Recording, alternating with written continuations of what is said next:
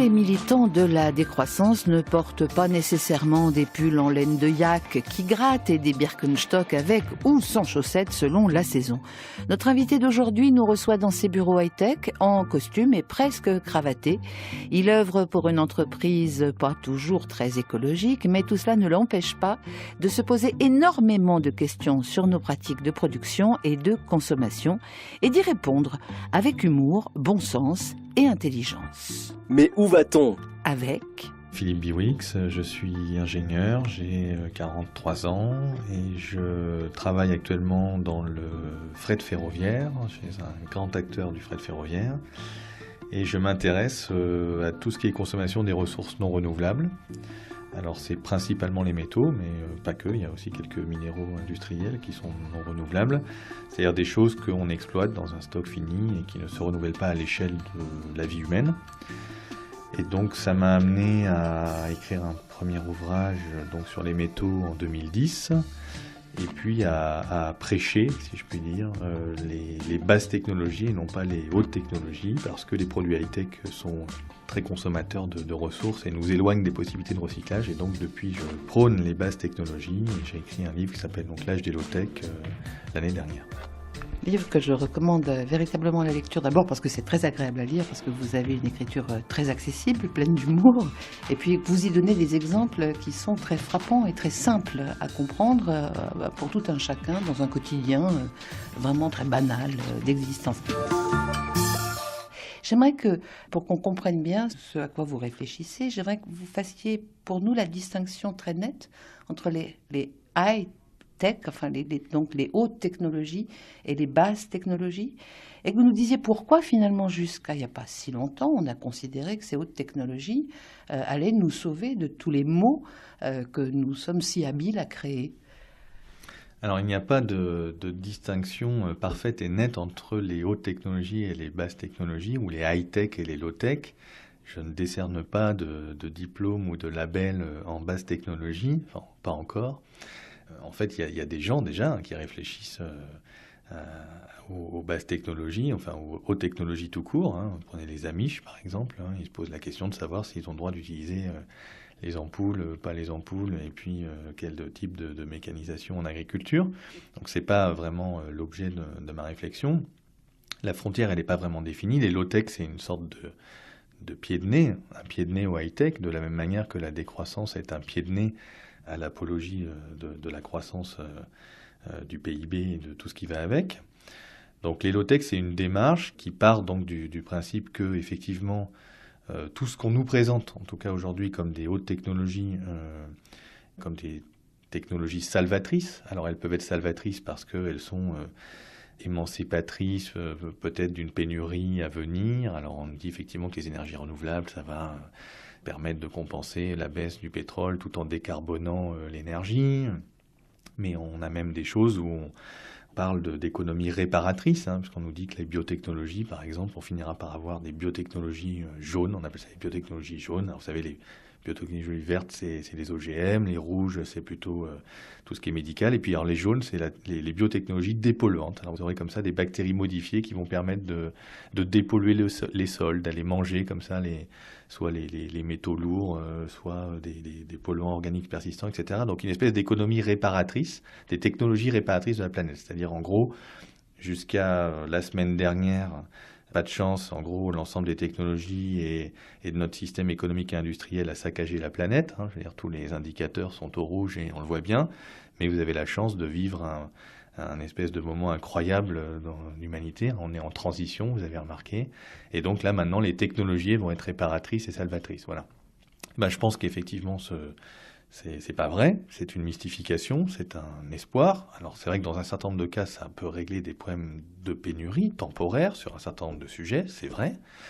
Mais que globalement, quand on prend le problème de manière systémique et qu'on le prend notamment sous l'angle des ressources et des ressources non renouvelables, eh bien, toutes ces hautes technologies font appel à des matériaux plus rares, à des métaux un peu rocambolesques, et que la complexité des produits technologiques vient nous éloigner des capacités de recyclage correctes, d'être capable de faire ce qui est très à la mode en ce moment.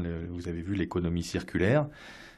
Donc c'est de reboucler, de refermer les boucles et de réutiliser non pas des matières premières, mais des matières secondaires issues des produits.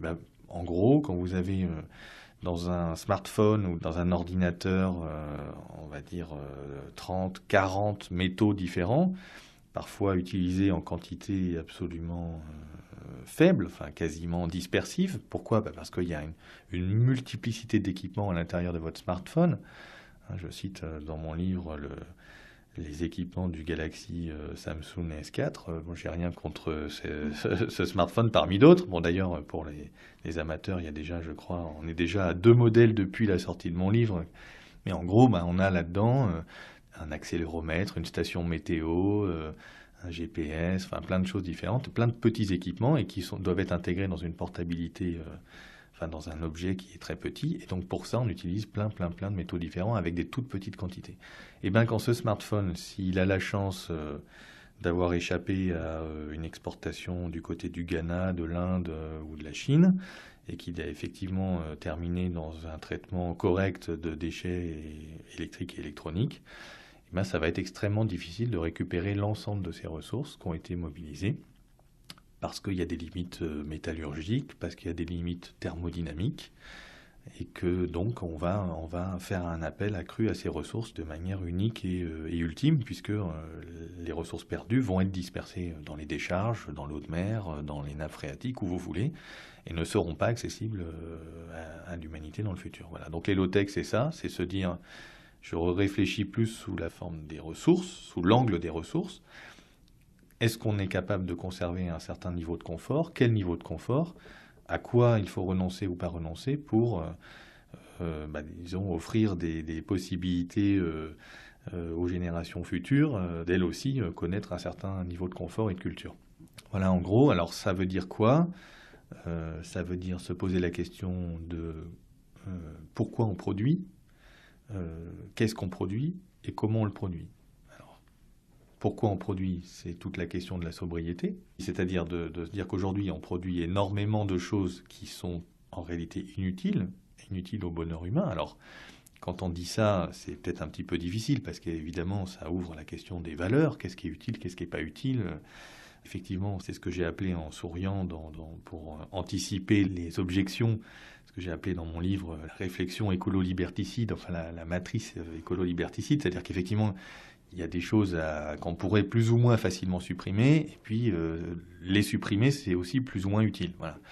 Je prends à la fois les exemples les plus stupides et les plus simples et les plus compliqués pour montrer un peu ce que peut être cette démarche-là. C'est-à-dire qu'effectivement, aujourd'hui, à quoi sert le million de tonnes de prospectus publicitaires vantant les mérites de la saucisse barbecue du week-end, non désirés par les consommateurs, qui viennent polluer les boîtes aux lettres, etc. Alors certes, il y a une petite contribution à leur recyclage qui est payée par ceux qui les émettent, mais on pourrait assez facilement se passer de ces prospectus publicitaires. Alors en Suisse, je ne connais pas le montant, vous êtes plus vertueux que nous, mais en France, c'est quand même de l'ordre d'1 million de tonnes de papier par an.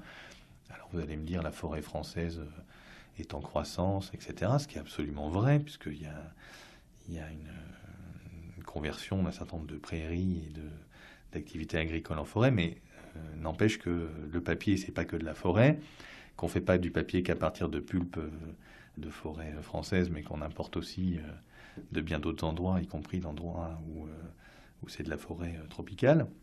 Et puis il y a plein d'autres choses dans le papier que de la fibre de bois, c'est-à-dire qu'il y a justement des encres, des polvents, des choses comme ça, donc, y compris des métaux d'ailleurs dans des usages qui sont dispersifs, non récupérables, pour faire les couleurs. Si vous voulez être écolo, il faut faire du noir et blanc. Sinon, vous avez un risque que les encres soient des encres minérales. Elles ne sont pas toujours. Elles peuvent être aussi issues de la chimie organique. C'est pas tellement plus joli d'un point de vue de la production d'ailleurs. Bon, supprimer d'un claquement de doigts les prospectus publicitaires, ça détruirait pas beaucoup d'emplois, j'imagine. Ça retirerait pas beaucoup de confort. Ça va pas amener non plus grand-chose aux bornes de la planète Terre d'avoir supprimé quelques millions de tonnes de papier, mais enfin voilà, c'est toujours des choses qu'on peut faire assez facilement. Et puis alors il y a des choses qui sont plus intermédiaires. Alors je cite le cas des pneus qu'on rechappait autrefois, on rechappait les pneus de voiture particulières, alors avant même de se passer de la voiture, parce qu'on pourrait parler de la voiture propre et de la voiture du futur qui n'existe pas, mais en tout cas avant de se passer de la voiture, dans quelques années ou décennies, on pourrait déjà essayer de réduire sa consommation de ressources, qui est absolument gigantesque, d'un point de vue métallique comme d'un point de vue énergétique. Bon, et dans le cas des pneus, en gros, en rechappant les pneus de voiture, alors qu'on rechappe très bien les pneus de camion, on rechappe les pneus d'avion, on imagine l'impact sécuritaire de ce type de pneus. Donc on maîtrise parfaitement ce système-là. Simplement, voilà, on ne le fait plus parce que voilà, le schéma économique dans lequel on est rentré, c'est finalement plus simple de remplacer vos pneus au bout de 30 000 km. On pourrait réduire comme ça de 3 ou 4 fois la quantité de pneus qu'on jette ou qu'on brûle dans les cimenteries, etc. Bon, voilà. Alors là, c'est peut-être un tout petit peu moins consensuel, mais enfin, on pourrait se dire c'est quand même pas si compliqué que ça. Et puis alors après, vous pouvez décliner tout ça avec l'eau en bouteille, vous pouvez décliner ça avec la vitesse maximale sur route, par exemple. Là, vous savez qu'une voiture aujourd'hui, on essaye de faire des voitures qui émettent moins de CO2, mais en réalité, pour des questions de normes, donc de sécurité, donc de tenue mécanique, de confort acoustique, etc., on a des voitures qui augmentent en poids. Donc il faudrait faire évidemment exactement l'inverse, c'est-à-dire faire en sorte qu'elles baissent leur poids, et si on baisse le poids, mécaniquement, on va aussi baisser la consommation. Bon, on ne le fait pas parce que d'abord, il y a des aspects de sécurité. Les aspects de sécurité sont aussi liés à la vitesse, c'est-à-dire si je m'incruste dans un 38 tonnes à une certaine vitesse, évidemment, j'ai besoin d'avoir une tenue mécanique. On pourrait réduire la vitesse sur route, on pourrait brider les moteurs, mécaniquement, très vite, si je descends de 130 km/h, par exemple, à 110, et ou à 90, et ou demain, j'en sais rien, à 80, on peut rapidement gagner 20, 30, 40% de consommation. Et alors là encore, quasiment d'un claquement de doigts. Alors par contre, là, vous imaginez comme c'est liberticide, parce que si je dois baisser de 10... Vous avez vu les débats peut-être autour du périphérique parisien sur est-ce qu'il faut baisser à 70 km/h ou pas. Enfin, voilà. Mais tout ça pour dire que voilà, il y a vraiment des possibilités sur ce créneau-là. Dernier exemple qui est peut-être le plus liberticide de tous, encore pire que la voiture, parce que là je m'attaque à la vie du couple presque, ou la vie de la famille.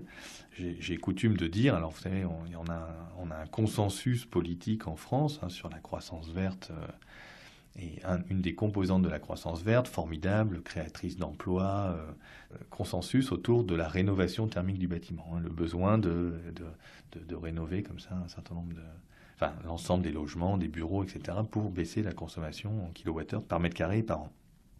Moi, j'ai coutume de dire que ce grand programme de rénovation thermique du bâtiment, c'est d'enfiler un pull.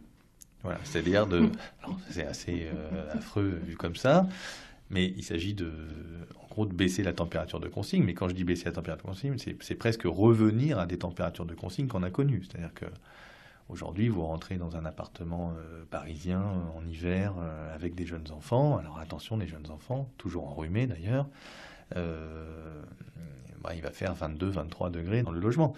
Là où, moi, dans ma modeste jeunesse des années 70, pas particulièrement pauvre, il faisait 16 l'hiver chez nous, dans notre vieille maison, et tout le monde râlait après mon père parce qu'il fallait faire des économies pour la chaudière. Bon. Alors ça paraît complètement rétrograde, incroyable, retour à la bougie, mais dans les années 70, après le premier choc pétrolier, il y avait des campagnes de publicité à la télévision qui disaient votre pull au vert, le meilleur outil anti-gaspi, quoi. Bon, voilà, donc alors, c'est un espèce de discours comme ça un peu provocateur, mais qui en fait essaye de résister à une reculade d'une quarantaine d'années, on va dire ça comme ça, où on a un peu décalé notre niveau de confort année après année, qui se retrouve dans la consommation d'énergie par personne. Quand on regarde ce qu'était la consommation d'énergie par personne, je ne sais pas, dans les années 60, 70 en France, je ne pense pas qu'il y avait vraiment que les années 70, par exemple, aient été considérées comme des années liberticides, alors que pourtant il y a eu des programmes ambitieux de réduction de la température de consigne, par exemple, dans les bâtiments publics. Voilà, donc ça c'était le pourquoi on fabrique ou pourquoi on fait des choses. Bon, donc tout le volet de la sobriété, mais qui est essentiel et qui est très peu abordé, y compris par des scénarios très sérieux comme Négawatt en France, où quand on regarde le volet sobriété de Négawatt, il est relativement faible, où il est plutôt sur la partie disons, sobriété de la production, c'est-à-dire l'efficacité de la production, plus que sur la sobriété vraiment de la consommation. Parce que c'est effectivement assez politiquement incorrect, quoi. Infotrafic RTS. Dans le canton de Vaud, la route de l'Étrat, reliant les communes de Rolle et Aubonne, est fermée dans les deux directions en raison d'un accident. Et sur l'axe du Gothard, un bouchon de 4 km s'est formé au portail sud de l'ouvrage en direction de Lucerne, soit un temps d'attente d'au moins 50 minutes. J'ai pris ma décision, partir, j'ai mes raisons. Vu qu'ici l'avenir est synonyme de dérision. Qu'importe les voyages sur des rafioles, on embarque à 100, vu qu'ailleurs, ça peut pas être pire qu'ici. Un long désert, un bout de mer, est-ce bien là tout ce qui nous sépare? Frère le radeau, coquille d'espoir et première lueur sur la ville côtière. Mon rêve est haut, la terre est basse, au lambeau des champs de plastique. Au bout de mes doigts des crevasses, au bout de la ligne qu'est l'Amérique. Almeria, quand les tomates sont rouges, c'est de honte. Almeria, miracle économique, c'est ce qui compte. On est passé du coton à la tomate, de la cale à la serre, l'esclavage se reformate. S'il y a plus de chaîne et que le boss n'a plus de gun, j'aime pas cher des droits de l'homme dans l'espace Schengen. Dire qu'il y a peu ce cauchemar était un rêve, mais la réalité c'est comme si les cieux étaient en grève. On regrave de vieux départs pour l'Amérique, mais ça ne mérite pas l'attention de la mairie d'Almeria. Tous les jours et dimanches compris, un soleil à te tanner la peau. Force à des légumes et des fruits, et toujours le patron, oui, sur le dos.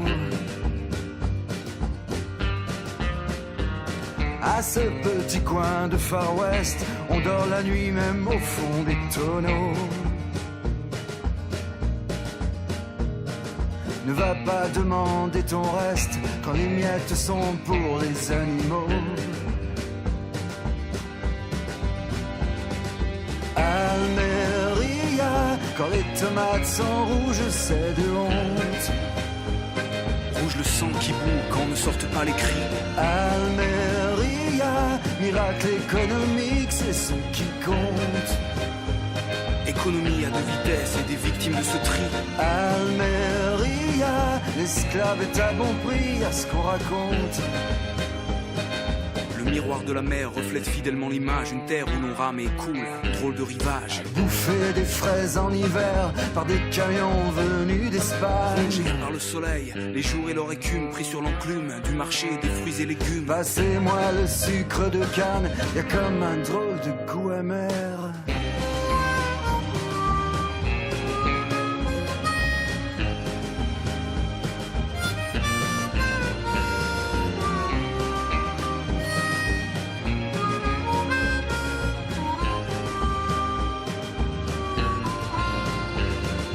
Almeria, quand les tomates sont rouges, c'est de honte.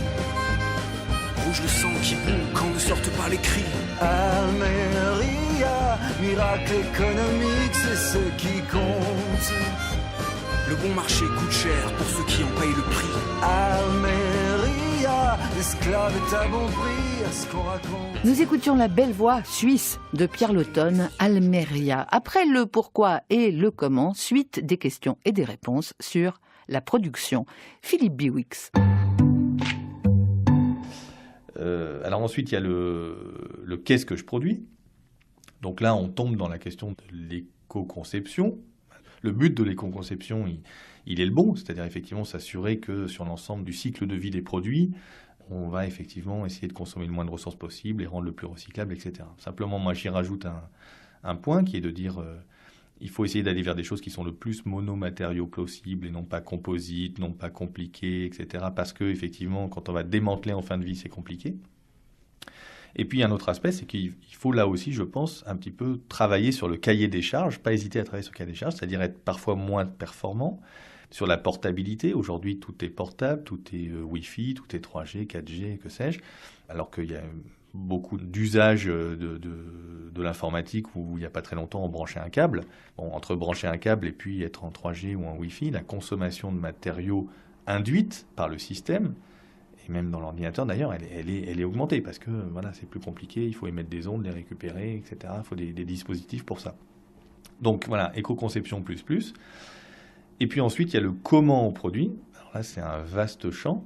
Le débat commence un peu à émerger, mais il y a un mouvement historique sur la mécanisation, sur la spécialisation et sur la mécanisation, notamment dans les manufactures, et qui s'oriente maintenant peut-être vers la robotisation et la dronisation, si je pouvais employer un affreux néologisme. C'est-à-dire qu'en gros, voilà, est-ce qu'on veut aller vers un monde où on va avoir des méga-usines, des giga-usines qui ont commencé, puisque je cite comme ça l'Interland de Shanghai, où vous avez des usines qui produisent des milliards de brosses à dents par an, ou des usines qui produisent 80% de l'ensemble des boutons pression et des fermetures éclairs du monde. Est-ce qu'on va aller vers ce monde-là, avec toujours plus de mécanisation, d'automatisation, de robotisation, qui est évidemment mortifère d'un point de vue de la consommation de ressources, sans même parler de l'impact sur l'emploi? Ou est-ce qu'on veut essayer de retrouver une échelle humaine, non pas revenir, si vous voulez, au cordonnier, parce qu'il fabriquerait la chaussure, il faudra qu'il la répare pour la faire durer, mais si je veux faire fabriquer la chaussure par le cordonnier, on va tellement décranter en productivité que ça va sans doute devenir compliqué et que ça serait peut-être aller un peu trop loin, mais revenir sur des échelles d'ateliers, de petites entreprises, de PME, un tissu local industriel, qui permettent en gros de remplir l'essentiel de nos besoins, enfin que ça soit d'habillement, de la maison, les vélos, que sais-je, à la fois en fabrication et en réparation, et qui soit réancré dans les territoires. Pourquoi c'est essentiel de réancrer dans les territoires? D'une part parce que le monde s'écroule de la concurrence généralisée.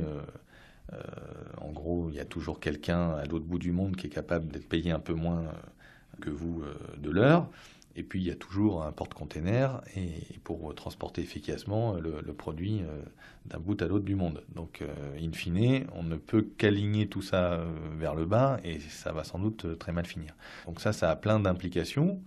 Par exemple, pour des questions de productivité, y compris en résultat net, si vous voulez, en bas de la ligne, on a des grandes entreprises, des entreprises qui se mécanisent ou qui transforment leur métier, par exemple, d'accueil et de service en machine.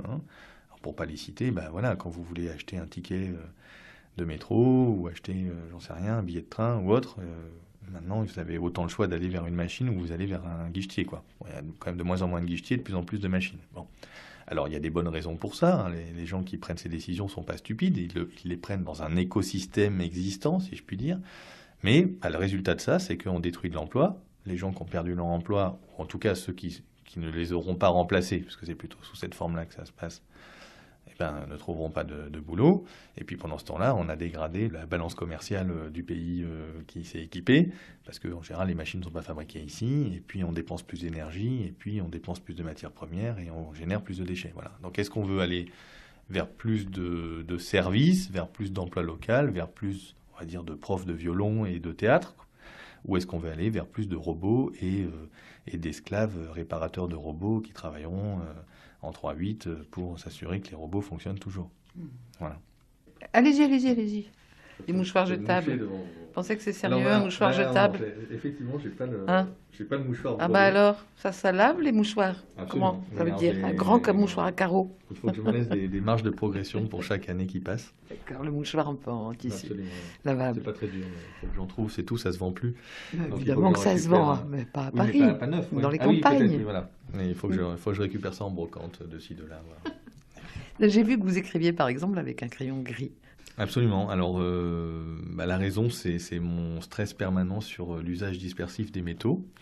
Donc, cet usage dispersif qui est un des deux grands effets qui empêchent de recycler correctement les métaux, c'est donc on les utilise aussi sous forme métallique, dans des encres, dans des peintures, etc. Donc, effectivement, il y a un risque non négligeable pour que un feutre, en gros, ou un stylo à billes quelconque contienne des métaux. Et donc, ces métaux vont se déposer sur le papier.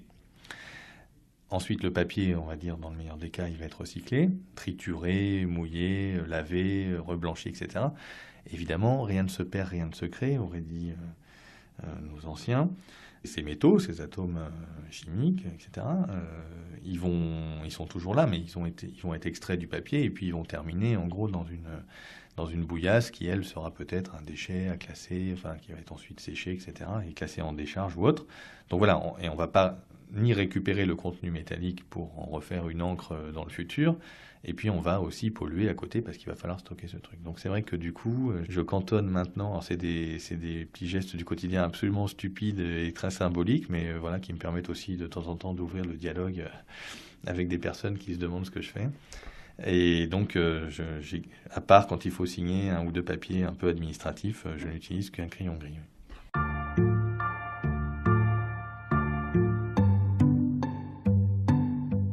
Je vous recommande de lire son ouvrage paru en 2014, L'âge des low-tech vers une civilisation techniquement soutenable, paru aux éditions du Seuil. Demain, nous retrouverons Philippe Bewix autour d'un petit exercice pratique. Mais où va-t-on, réalisé aujourd'hui par Valère Veillat et John Haslebacher.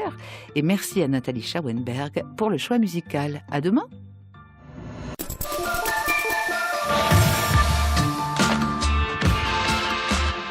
Nous retrouvons notre invité d'hier, l'ingénieur Philippe Bewix, qui traque essentiellement les métaux dans les objets de consommation courante et souvent électroniques. Il se pose beaucoup de questions, offre beaucoup de réponses, mais lui, dans son quotidien, que fait-il pour honorer à la fois ses convictions et lutter pour la décroissance? Mais où va-t-on?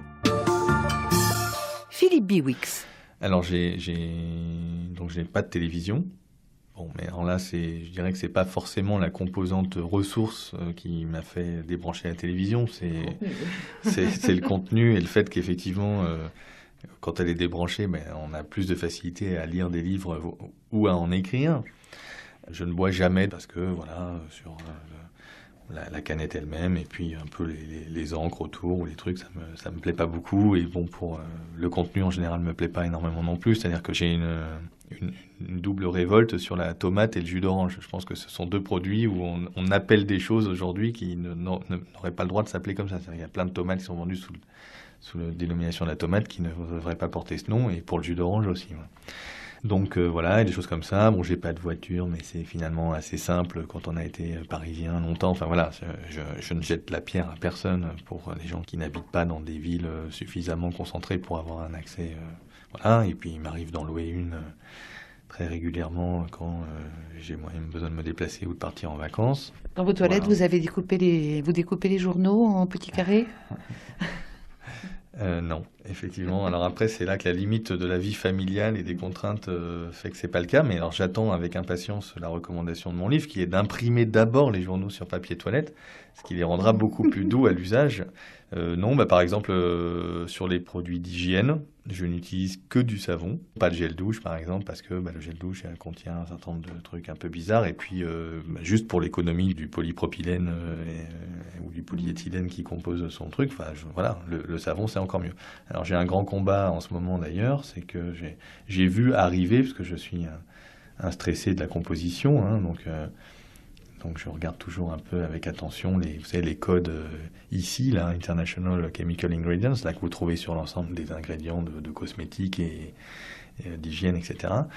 Et donc là, je vois apparaître, et j'ai vu la part de marché de l'huile de palme se développer fortement, et on ne trouve plus quasiment, enfin c'est vraiment exceptionnel, si vous avez l'adresse, vous me la donnerez, de trouver des savons sans huile de palme. C'est-à-dire qu'effectivement, regardez bien derrière, il y a des chances que ça soit d'abord, le premier composant, ça soit sodium palmate, et donc de l'huile de palme saponifiée. Et donc mon grand combat initié à la maison contre le Nutella et tous les gâteaux qui contiennent de l'huile de palme est un peu décrédibilisé maintenant que je me retrouve de temps en temps, et même souvent, avec des savons à l'huile de palme. Voilà. Vous êtes mûr pour la fabrication maison. Mais absolument, et donc la question c'est de rendre ça...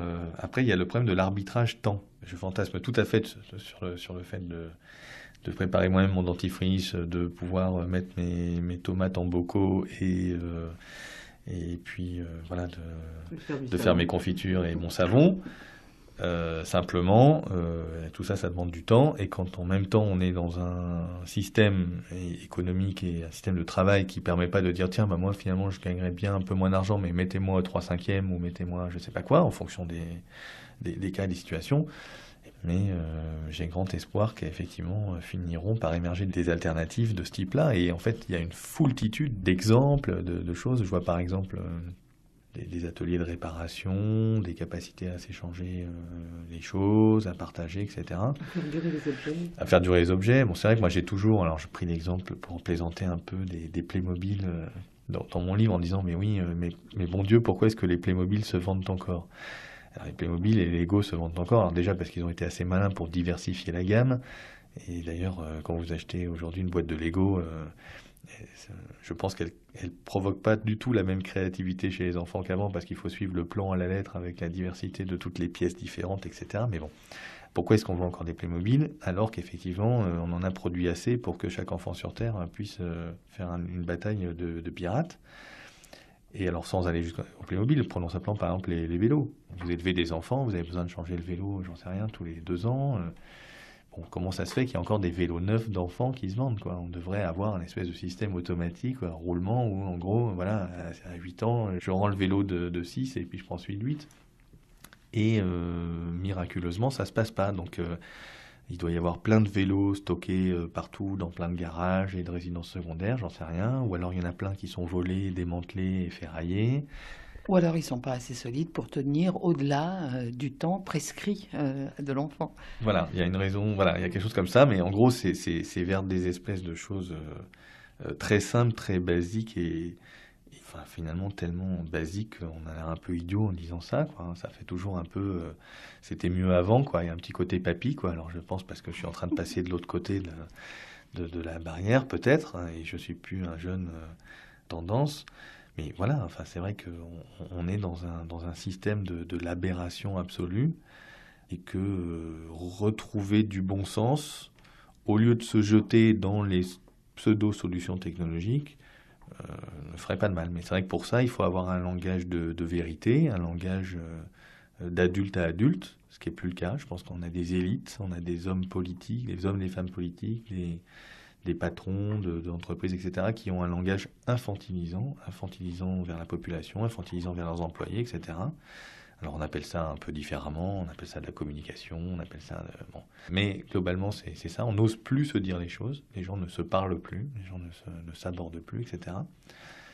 Donc voilà, il faut avoir un langage de vérité, il faut se dire les choses, et effectivement, il y a un côté un peu provocateur à ça, parce que on se masque la vérité, c'est un peu le syndrome de l'autruche, quoi. On préfère se dire qu'on va trouver une solution, hein. Donc je crois que dans mon livre, j'emploie la métaphore de James Dean avec sa voiture, hein, dans la fureur de vivre. En gros, voilà, on est dans une voiture qui va vers la falaise. Alors, bon, la falaise est plus ou moins profonde, plus ou moins proche, tout ça, ça se discute, ça se débat. Pourquoi pas? Beaucoup de gens prennent beaucoup d'avions, d'ailleurs, pour débattre et discuter de tout ça, hein. Ils font tourner plein de gros modèles, d'ailleurs, en big data, pour savoir si ça va faire 3,1 degrés d'augmentation ou 2,27. Bon, in fine, on sait que tout ça va pas dans le bon sens quand même. Et donc, on a 2 possibilités. Soit on écrase la pédale d'accélérateur, effectivement, en se disant qu'on va inventer les ailes, hein. Donc, c'est-à-dire que l'innovation, on a toujours trouvé jusqu'à présent, donc il n'y a pas de raison qu'on ne trouve pas. Donc, on se dit, on invente les ailes, à fond sur l'accélérateur, c'est ce qu'on nous propose, jusqu'à l'absurdité absolue, hein. On a quand même une ancienne patronne des patrons qui avait réussi à expliquer que un peu de croissance pollue, beaucoup de croissance dépollue, hein. C'était ce que je disais tout à l'heure, hein, c'était il faut aller à fond, parce que c'est vrai qu'aller à fond ça pollue, mais ça crée aussi l'innovation, ça booste l'innovation, et l'innovation va nous sauver. Voilà. Donc on est dans ce truc-là. Première possibilité, pédale de l'accélérateur, et puis la deuxième possibilité qui serait en gros celle qu'à peu près toute personne sensée, en tout cas bon père de famille et pas aussi suicidaire que James Dean prendrait, c'est de dire j'écrase la pédale de frein en espérant que je vais m'arrêter avant la falaise. Et alors c'est là que la métaphore automobile s'arrêtera là, parce que c'est pas mon truc, mais en gros voilà, on freine en essayant de pas trop sortir de la route, c'est-à-dire qu'on essaye de freiner intelligemment peut-être, et comme il faut rendre tout ça compatible aussi avec des échéances démocratiques, et donc c'est pas toujours sympathique de dire aux gens qu'il faut se serrer la ceinture, comme il faut rendre tout ça compatible au niveau géopolitique, puisque chaque pays est enchâssé dans un système qui ne peut pas faire n'importe quoi. Il y a des traités internationaux, il y a plein de choses. Donc comment est-ce qu'on fait ça le plus intelligemment possible? Comment peut-être on arrive à créer un effet d'entraînement qui donne envie aux autres aussi d'y aller, sans sortir de la route? En tout cas, ce qu'on fait aujourd'hui, c'est exactement ce qu'il ne faudrait pas faire dans une voiture, c'est-à-dire appuyer à fond à la fois sur l'accélérateur et sur le frein. Alors pourquoi? Parce qu'en gros, on fait semblant plutôt d'appuyer sur le frein, c'est-à-dire que on a tout ce discours lénifiant sur le développement durable. Maintenant, d'ailleurs, c'est devenu le discours lénifiant sur l'économie circulaire. Vous avez vu, on fait des séminaires, des colloques, des semaines, des quinzaines sur l'économie circulaire. On n'ose plus les faire sur le développement durable. C'est pas tellement crédible, c'est pas très... Non, le développement durable, c'est vidé totalement de sa substance. Et donc, l'économie circulaire va suivre la même voie, puisque malheureusement, elle démarre sur la même génétique, c'est-à-dire que tout le monde est d'accord avec l'économie circulaire. Elle a les mêmes buts, qui sont absolument louables d'ailleurs, qui étaient les buts du développement durable, et tout le monde est pour l'économie circulaire. Les hommes politiques sont pour, les citoyens sont pour, les associations sont pour, les multinationales sont pour. Donc c'est effectivement très mauvais signe, et on y met un peu de tout. On y met de l'économie de la fonctionnalité, on y met de l'écologie industrielle, où on nous recycle le site de Kalundborg au Danemark, qui est un formidable exemple d'écosystème industriel. Mais enfin, à la fin, quand vous regardez, en gros, c'est une raffinerie qui est accrochée sur une usine de production électrique. On a déjà vu mieux comme économie circulaire, en tout cas au niveau de la planète. Bon, voilà, donc c'est un peu fourre-tout, et à mon avis, ça va faire pchit de la même manière. Donc, on fait quand même semblant d'appuyer sur le frein. Il y a aussi d'ailleurs des initiatives qui sont très intéressantes, y compris d'ailleurs par des hommes et des femmes politiques sur le terrain, en région, en ville, des gens qui arrivent on arrive à se passer des pesticides dans les jardins municipaux. Il y a des régions qui prennent des initiatives, il y a du soutien, il y a des choses comme ça. Bon. Donc on appuie timidement sur le frein, on va dire ça comme ça, on essaye, on en fait des tartines en termes de communication, mais enfin il faut bien vivre. Et puis de l'autre côté, on appuie à fond sur l'accélérateur. Pourquoi? Parce que toute l'innovation, en gros pour aujourd'hui avoir des fonds, il faut être numérique, oui. Il faut être sur les objets connectés, il faut être sur le big data. Voilà, on va voir déferler des centaines de millions, des milliards, on nous dit peut-être même que sais-je, des dizaines de milliards d'objets connectés, des capteurs partout, les trucs, tout ça c'est des déchets électroniques, c'est des ressources, ça va être absolument mortifère. Donc déjà, avant même d'imaginer de freiner, si déjà on pouvait ne pas accélérer.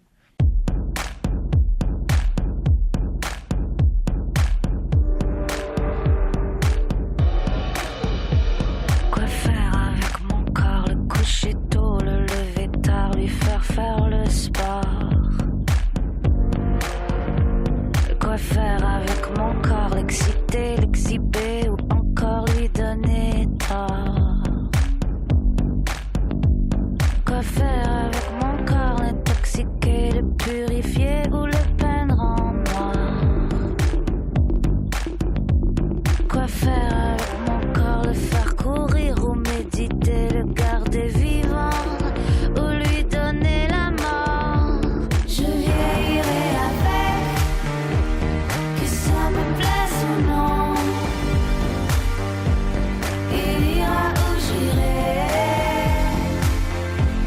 À quoi bon le laisser flamber? Je vieillirai avec, que ça me plaise ou non. Il ira où j'irai. À quoi bon se laisser tomber? Quoi faire avec mon corps, le trafiquer pour parvenir à trahir son âge? Quoi faire avec mon corps, lui visser des futons aux talons pour le confort? Quoi faire avec mon corps, le vendre, le donner ou jouer avec son genre? Quoi faire avec mon corps, le guérir, le blesser, le punir ou le gaver d'animaux morts? Je vieillirai avec, que ça me plaise ou non.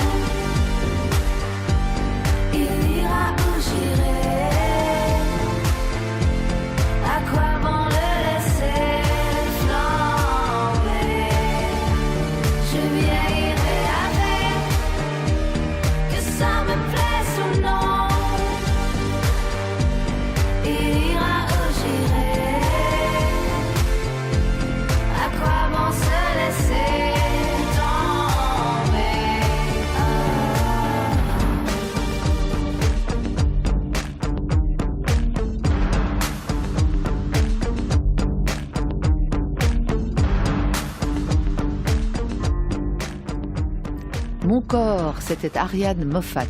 J'ai eu envie de soumettre Philippe Biwix à un petit test comparatif pour bien comprendre les moteurs de sa vision de la production et des objets. C'est très simple, hein. Oui. Voilà, comme ça on comprendra peut-être assez bien. Là, on a un livre, vous ne faites pas attention au titre, hein, ça n'a aucune importance. Et puis j'ai ça aussi, regardez. Hein, ça, c'est une tablette de lecture. D'accord.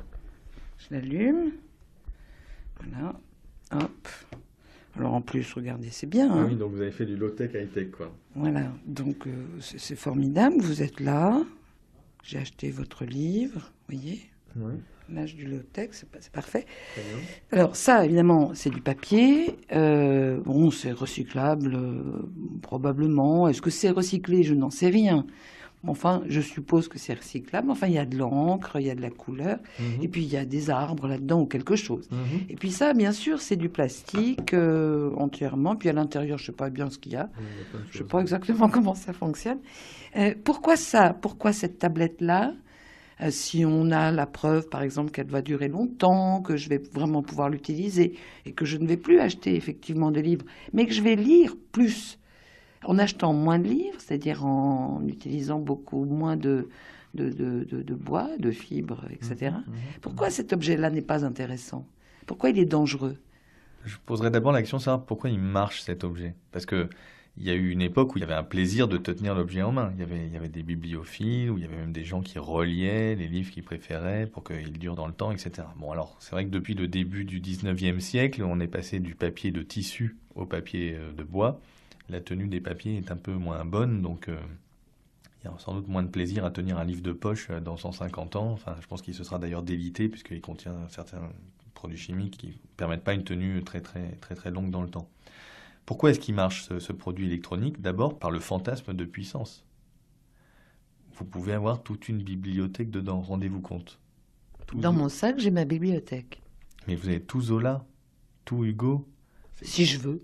Gratuit, parce qu'en plus c'est tombé dans le domaine public, donc là c'est coup de chance, vous n'avez même pas besoin normalement de l'acheter. Donc c'est génial parce que ça peut contenir des milliers d'ouvrages. Alors je crois que la moyenne en France c'est de l'ordre de 1 ou 2 livres par an. La moyenne de lecture, voilà. Alors je sais plus si c'est de lecture ou d'achat, peut-être qu'il y en a un et demi acheté, puis 2,5 qui sont lus. Donc quel est l'intérêt d'avoir 1000 livres dans le petit objet électronique? Première chose. Alors qu'en gros, on va en lire 2. Bon. Alors évidemment, vous allez me dire, ceux qui l'ont, c'est pas ceux qui en lisent 2, ils en lisent plus. Bon, voilà. Donc il y a le côté pratique, c'est léger, c'est génial. Bon, voilà.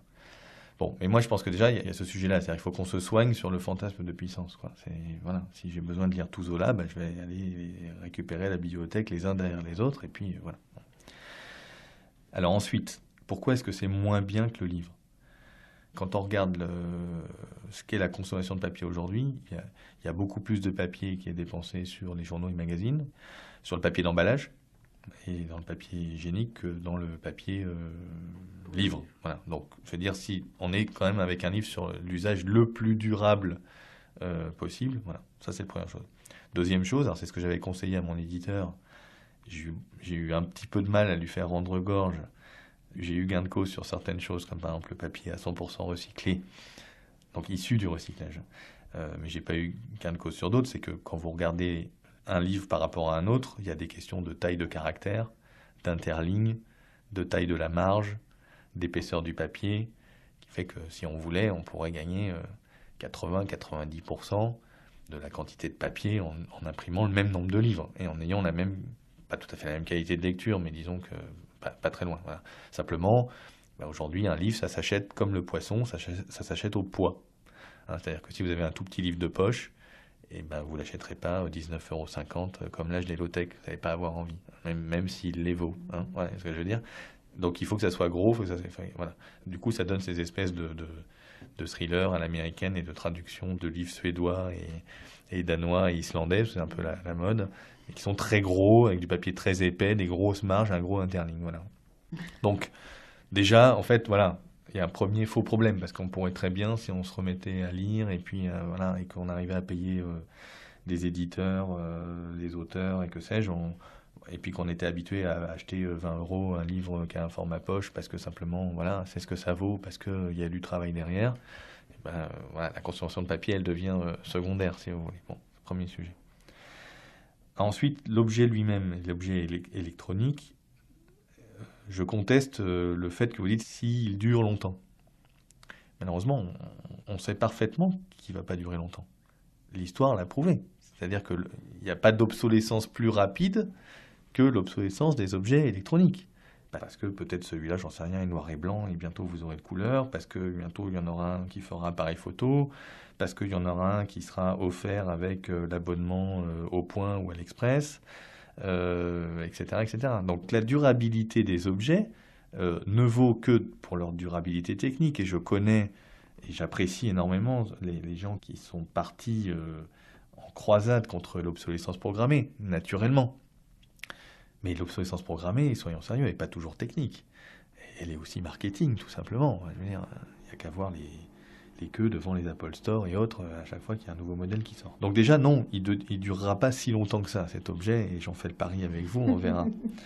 Bon, ensuite, il y a des aspects, évidemment, de dépendance à ce que mon ami Alain Gras appelle un macro-système technique. C'est-à-dire que pour faire fonctionner ça, je ne parle même pas de sa fabrication, je parle de son fonctionnement. Il faut quand même avoir l'électricité. Le chargeur, peut-être, si vous êtes dans un pays un peu exotique, va être soumis à quelques sautes de tension qui vont peut-être poser quelques problèmes et qui va faire que ça va marcher moins bien, j'en sais rien. Et puis voilà, donc vous vous retrouvez dans une situation, j'en sais rien, un petit peu dégradée, vous n'allez pas forcément pouvoir recharger votre truc. Vous êtes dépendant d'un système. Alors c'est une petite dépendance, parce que bon, après tout, si vous êtes retrouvé sur une île déserte, vous n'avez plus rien à lire, votre livre de poche, lui, il aurait été mouillé. Voilà, tous les livres de poche que vous aviez emmenés dans votre sac à dos seront trempés et vous ne pourrez pas les lire non plus. Mais non, ce que je veux dire, c'est qu'on a un problème avec le cordon ombilical, quoi, dans notre société. Enfin voilà, maintenant on a besoin d'être branché de partout, etc. Et donc c'est un truc de plus où on était un peu indépendant et on devient dépendant du macrosystème. Et puis le dernier point, qui est sans doute le plus important, enfin en tout cas moi c'est l'angle par lequel j'y suis arrivé. Moi, ce que je vois dans cet appareil, c'est effectivement ce qu'il y a sous le capot, alors qu'on ne peut pas voir d'ailleurs. Je suis en train d'essayer de regarder en même temps s'il y a des vis, des choses ou rien, mais non, donc ça m'a l'air très compliqué. En tout cas, on sent bien que c'est fait pour... Donc c'est irréparable, de toute façon. Donc c'est sans doute irréparable. Alors il y avait eu le fameux débat là je crois que c'était avec Apple, où des associations de consommateurs ont obtenu gain de cause sur la batterie qui était soudée. Donc à l'intérieur de tout ça, il y a effectivement de très nombreux métaux, pour certains polluants, pour d'autres pas, mais ils ont pollué ou ils ont eu un impact environnemental au moment de la production minière, indéniablement, dans des conditions pas toujours jolies. Alors il y a l'exemple de le fameux coltan, la colombo-tantalite, donc c'est le tantal qui sert à faire des condensateurs, donc il y a des condensateurs dans tous les produits électroniques. C'était le sang dans les téléphones portables, on avait parlé de ça, c'était l'économie de guerre dans l'est du Congo à l'époque. Maintenant, il y a la cassitérite dont on parle, donc c'est le minerai d'étain, donc c'est tous les petits points de soudure. Et vous avez l'or, évidemment, enfin vous avez l'argent, plein de choses comme ça. Donc il a consommé des ressources. Quand il va partir en recyclage, alors, les choses sont très simples. Vous savez comment ça se recycle, ça ? On pourrait dire qu'il y a deux filières, pour faire simple. On pourrait dire qu'il y a la filière chinoise et puis la filière européenne, quoi. La filière européenne, c'est à peu de choses près. Je caricature un peu, mais à peine. Je vais passer ça dans un broyeur. Alors, je dis à peu de choses près parce qu'avec un peu de chance, on va quand même déclipser, on va essayer de récupérer le microprocesseur qui contient un peu plus de tel ou tel truc. Voilà. Et après avoir broyé, je vais essayer de séparer un peu le plastique, les métaux ferreux, et puis le reste. Et puis le reste, je vais faire de la métallurgie. Et puis je vais finir par récupérer plus ou moins bien toute une série de métaux. Parfois, quand c'est dans une usine vraiment de qualité mondiale, on peut récupérer plus de 15 métaux différents, donc c'est pas négligeable. Ça a un coût énergétique, ça a un coût environnemental. On va plus ou moins bien recycler en fonction de la main-d'œuvre qu'on y met pour démonter des choses ou pas en amont. Et ça va donc dépendre du prix de la matière première aussi. Et donc en fonction de la bourse de Londres, on va dire, du London Stock Exchange, vous allez avoir des choses ça va falloir le coup de recycler ou pas. Le lithium, par exemple, le lithium qui est dans les batteries, toutes les batteries. Vous savez, les batteries au lithium, c'est du lithium, c'est principalement du lithium et du cobalt. Le lithium n'est jamais recyclé, tout simplement parce que ça coûte plus cher de récupérer le lithium que la production primaire d'Amérique du Sud ou d'ailleurs. Voilà. Alors le jour où, vont me dire les économistes, le lithium aura suffisamment monté, blablabla, on le récupérera, mais en tout cas, c'est pas le cas à date. Voilà. Donc tout ça, ça va passer dans la broyeuse, ça va rentrer dans des fours divers et variés, quelques vapeurs nauséabondes vont s'extraire, récupérées plus ou moins par des filtres, etc. On va ensuite attaquer ça avec des acides pour faire de l'hydrométallurgie, et puis ensuite on va finir par mettre un peu de tension électrique dans tout ça pour récupérer par redox ou par catalyse des trucs. Et on aura perdu une partie des ressources, on aura pollué plein de choses. Pour extraire une tonne de cuivre, il faut remettre 125 tonnes de minerais. Donc voilà, Donc dès qu'il m'abandonne, en fait, je le transforme en sous-verre. Ça, c'est un grand débat intérieur que j'ai. C'est effectivement, est-ce qu'il faut mieux l'amener, est-ce qu'il faut le stocker chez soi en attendant qu'il y ait un niveau de qualité des filières, etc., qui s'améliore, et donc finalement je fais de la rétention en attendant, parce que pour l'instant, tant qu'il y a des bateaux mafieux qui partent vers le Ghana, mon truc est peut-être pas bien géré.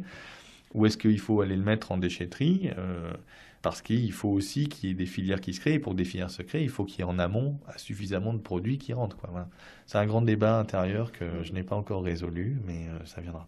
Merci infiniment, Philippe Biwix.